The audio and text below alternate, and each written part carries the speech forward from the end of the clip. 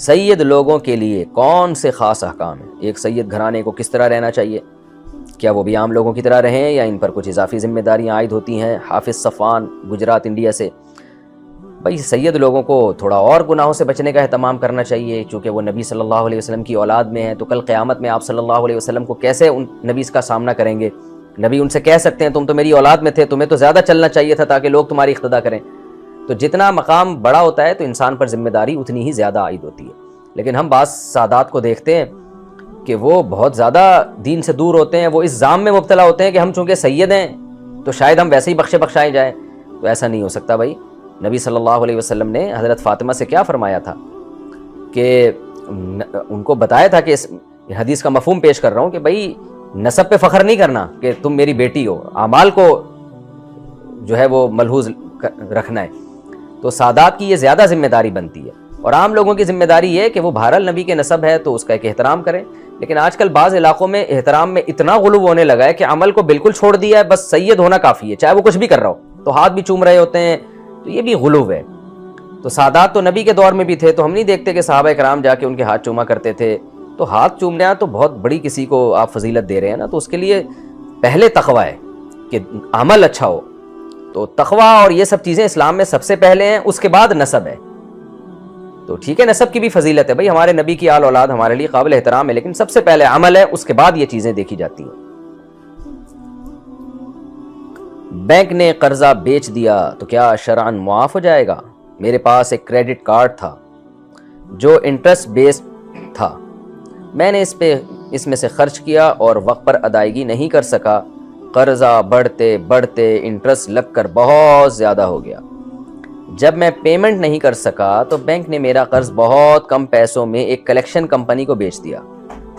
اب اگر میں چاہوں تو بھی بینک کو قرضہ واپس نہیں کر سکتا، کیونکہ ان کے پاس یہ اتھارٹی نہیں ہے، وہ کسی اور کمپنی کو میرا قرض بیچ چکے ہیں۔ کلیکشن کمپنی میرے پیچھے پڑی ہے کہ جتنا میرا قرض ہے اس کا آدھا دے دو تو ہم تمہارا قرض معاف کر دیں گے۔ اب اگر میں کلیکشن کمپنی کو ادائیگی کرتا ہوں تو کیا میرا قرض معاف ہو جائے گا یا پھر آخرت میں میری پکڑ ہوگی کہ جس سے قرض لیا تھا اس کو واپس نہیں کیا؟ محمد صاحب کینیڈا سے۔ دیکھیں بینک کا قرض بیچنا تو ناجائز اور حرام تھا کہ آپ کا قرض بینک نے کسی اور کو بیچ دیا کچھ پیسے لے کے، یہ تو بالکل بینک نے ناجائز اور حرام کام کیا۔ لیکن بینک کون سا، اگر اتنا ہی نیک ہوتا تو وہ سودی لین دین کر کیوں رہا ہوتا؟ تو بینک جانے اور وہ کمپنی جانے، لیکن آپ پر لازم ہے کہ کلیکشن کمپنی کو اب بینک نے اپنا قرض اس کو یعنی وکیل بنا دیا ہے یا اس کو اتھارٹی دے دی ہے کہ آپ وہ وصول کر لیں، تو اب آپ پر لازم ہے کہ آپ اس کلیکشن کمپنی کو قرض واپس کریں۔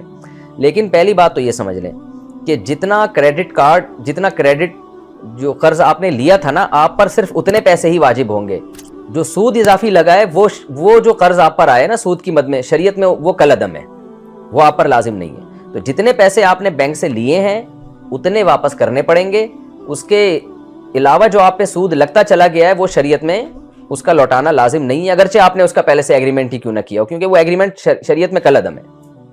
دوسری بات یہ کہ اب یہ کلیکشن کمپنی نے آپ کا آدھا قرض معاف کر کے آپ سے کہہ رہی ہے کہ آدھا دے دیں، تو خوشی خوشی آدھا دے دیں۔ باقی رہا یہ مسئلہ کہ اب اصل کو بینک کو تو آپ واپس لوٹا نہیں سکتے، تو جب لوٹا ہی نہیں سکتے تو اب یہ بحث ہی کرنا فضول ہے کہ اس کو لوٹانا واجب ہے یا نہیں ہے، کیونکہ بینک نے ویسے بھی کسی اور کے ذمہ لگا دیا ان سے پیسے لے کے۔ تو اب آپ آدھے پیسے وہاں دے دیں جو کلیکشن کمپنی ہے، اور توبہ استغفار کریں کہ آپ نے قرض کی ادائیگی میں ٹال مٹول سے کام کیوں لیا۔ بینک کچھ فیصد لے کر باقی معاف کر دے تو شرعاً کیا حکم ہے؟ میرے شوہر نے 4-5 سال پہلے بینک سے $40,000 قرض لیا تھا۔ ایک بزنس شروع کیا جو چل نہیں سکا اور اس میں کافی نقصان ہو گیا۔ انہوں نے اپنا دیوالیہ پن ظاہر کر دیا جس کی وجہ سے ان کی پیمنٹ جو باقی رہ گئی تھی وہ وہیں رک گئی۔ اب الحمدللہ ہمارے حالات بہت بہتر ہیں اور ہم اسے واپس کرنا چاہتے ہیں۔ اب اگر ہم بینک سے بات کریں گے تو وکیل کے ذریعے کریں گے اور بینک ہمیں آپشن دے گا کہ آپ 40% یا 50% ادائیگی کر دو تو آپ کے سارے معاملات ہم کلیئر کر دیں گے۔ تو کیا اس طرح شریعت کی روح سے بھی ہمارا سارا قرضہ معاف ہو جائے گا یا ہمیں شریعت کی روح سے پورے پیسے دینے پڑیں گے؟ سارا اعجاز کینیڈا سے۔ اصول تو یہی ہے کہ جتنا دین ہے سارا آپ کے ذمہ لازم ہے، جو بھی قرضہ ہے سود ہٹا کے، $40,000 آپ کے ذمہ لازم ہے. لیکن اگر بینک آپ کو معاف کر رہا ہے 50%، تو ایک چیز جب جس کا قرضہ ہے وہی معاف کر رہا ہے تو اچھی بات ہے، وہ اس کو حق حاصل ہے کہ وہ معاف کر دے. وہ کہ 50% دے دو، باقی ہم نے معاف کیا، تو 50% آپ کا معاف ہو جائے گا، آپ 50% دے دیں. لیکن اگر یہ کام اللیگل طریقے سے ہو رہا ہے، مثال کے طور پر وکیل جو ہے نا الٹے سیدھے ڈاکومنٹ بنا کے معاف کروا رہا ہے 50%، اور وہ اپنا کوئی رشوت لے رہا ہے اس کے بدلے میں، یعنی یہ کام اگر اللیگل ہو رہا ہے تو پھر یہ جائز نہیں ہے. کیونکہ بعض وکیل بھی ایسا کرتے ہیں کہ جعلی ڈاکومنٹ بنا کے کچھ الٹا سیدھا کر کے کہتے ہیں اتنے پیسے ہمیں دے دو باقی ہم معاف کروا دیں گے، تو پھر وہ بہرحال ناجائز ہے. لیکن اگر آپ لیگل کام کر رہے ہیں تو بینک اگر آدھا معاف کرتا ہے تو وہ معاف ہو جائے گا. پرندوں کو دانہ دینے کا اجر. پرندوں کو کھانا کھلانا کیسا ہے؟ کیا یہ صدقہ جاریہ ہے یا صرف ثواب ہے؟ سہیل سعودی عرب سے. صدقہ جاریہ میں تو یہ نہیں آئے گا لیکن ثواب آئے گا. باقی یہ کہ ثواب بھی جب ہے جب اس عمل سے انسانوں کو نقصان نہ ہو رہا ہو، کیونکہ لوگ بالکل ہمارے ہاں سینس لیس قسم کے معاملات ہو جاتے ہیں. میں دیکھتا ہوں لوگوں کو، اس پہ میں پہلے بھی کئی بار بول چکا ہوں کہ آپ اگر جانور کی خدمت کر رہے ہیں تو اس خدمت سے انسانوں کو نقصان ہو رہا ہے تو پھر ثواب نہیں ملے گا اس میں. مثال کے طور پر ہم نے کراچی میں یہاں دیکھا ہے کبوتروں کو لوگ روزانہ دانہ ڈال کے ایک جگہ گراؤنڈ ہے اس میں رکھتے ہیں دانہ. اس میں اتنے ہزاروں کبوتر جمع ہو گئے ہیں کیونکہ کبوتروں کو پتہ ہے کہ بھئی روزانہ 6 بجے اتنے لوگ کراچی میں یہاں گراؤنڈ میں دانہ ڈالیں گے. تو سارے کبوتر پورے ادھر ادھر نا ان کی مخبریاں ہوتی ہیں، بھائی وہاں فری پھوکٹ میں دانہ مل رہا ہے، تو کبوتر جا کے کھائے جا رہے ہیں. پھر وہ پھیل رہی ہے ان کی نسل اسپیڈ کے ساتھ. پھر ان کی بیٹیں، ان کا کچرا پارکوں میں، ویسے ہی آج کل صفائی نہیں ہے آپ کو پتہ ہے، اوپر سے اور کبوتروں کی بیٹیں. پھر وہ ان کی نسل بھی بڑی اسپیڈ سے بڑھ رہی ہے کیونکہ اب بے روزگار ہیں، ان کے پاس کوئی کام ہی نہیں ہے نا سوائے کھانے کے. تو وہ بس کھایا اور کبوتری کو پھنسایا، شادی کی، انڈے بچے، پھر وہ انڈے بچے بڑے ہو کے نکلے، پھر دوبارہ فری پکڑ میں کھایا، پھر وہ. تو اس کا نقصان یہ ہو رہا ہے کہ گھروں میں جگہ جگہ کبوتروں کے گھونسلے، اور اتنے کبوتر ماشاءاللہ ہو گئے ہیں کہ اب وہ جگہ تلاش کر رہے ہوتے ہیں. ہمارے گھر کے روشن دان سے گھس کے پھر انہوں نے وہ انڈے دے دیے، پھر وہ شروع ہو گئے انڈوں پہ بیٹھنا. اور اب وہ بھی ایک ٹینشن والا کام ہوتا ہے. کبوتر کی جو بیٹ ہے نا اس میں بیماریاں بھی ہیں، تو اس لیے وہ کام کریں جو لاجک کے مطابق ہو. جانور کی خدمت پہ بھی ثواب ملتا ہے لیکن وہ خدمت جس میں انسانوں کو نقصان نہ ہو. ہمارے محلے میں ایک صاحب نے بلیوں کو کھلانا شروع کیا، تو ان کو بلیوں کو بھی پتہ چل گیا بھائی 3:06 پہ یہاں چھیچڑوں کی پوری ایک دکان لگتی ہے.